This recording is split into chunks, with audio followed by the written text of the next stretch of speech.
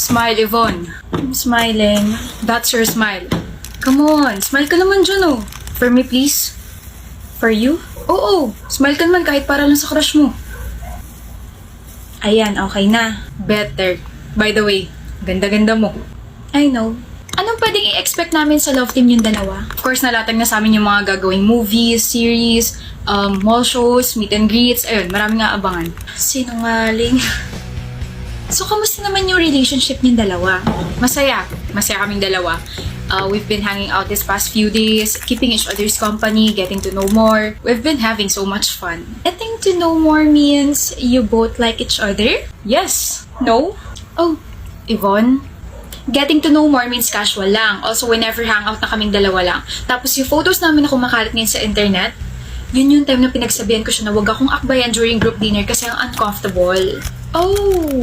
And sa totoo lang, wala pang nilalatag na project sa amin. We're still waiting and wala pang final decision kung magiging love team kami dalawa. Yvonne, ano ba?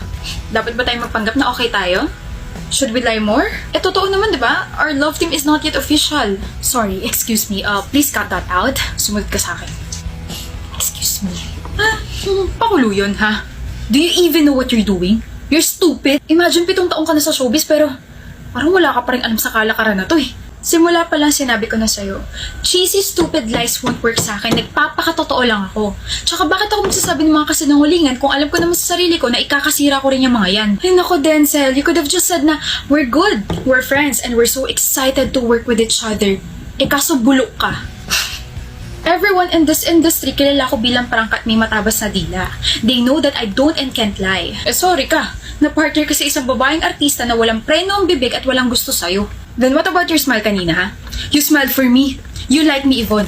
Yun ang totoo. Ah, that. Yes, that. Iniisip ko yung boyfriend ko noon.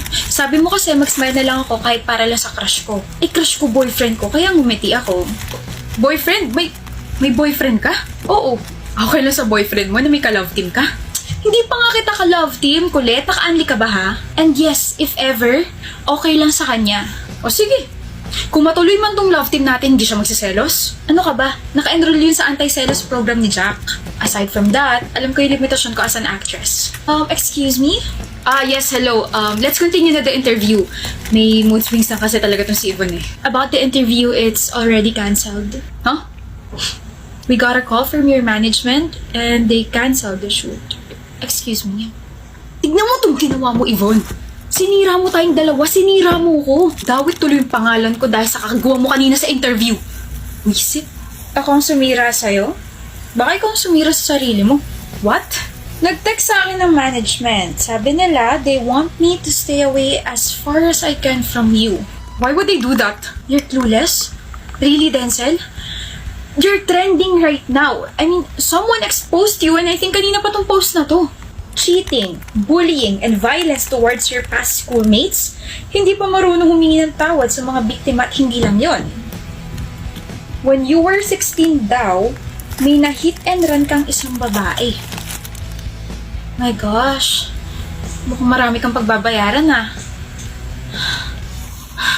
Handle your own issues. I can't save you from this, Denzel. Manager kita, di ba?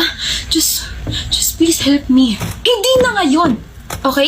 Everyone hates you. Madadawit na rin yung pangalan ko dahil tinulungan kitang tumakbo dati. Sumuko ka na lang sa pulis lalo na at kalat na ngayon sa social media yung video na na-hit and run mo yung babae. How? I made sure na wala na yun ah. Well, I guess the victim retrieved the CCTV footage. She's alive, Denzel. She's alive? Akala ko patay na siya. Si Yvonne yung nabangga mo dati. Alam niya na ba na ikaw yung na-hit and run niya? According to my sources, alam na niya. At alam niya na rin ba na ikaw yung nag-expose sa kanya? Na tinulungan mo yung mga ibang nabiktima niya? That? No love. Hindi niya rin alam na matagal nang alam na management yung mga ginawa niya.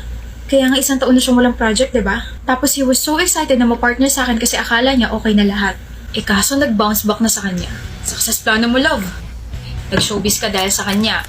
Binuo mo yung pangalan mo tapos nagsumikap ka para magkaharap kayong dalawa. I'm impressed. Dapat lang. 7 taon ako naghirap sa showbiz para lang mapabagsak siya. Congrats, Yvonne. Hindi na siya makakaahon pa. This calls for a drink, love. Let's go?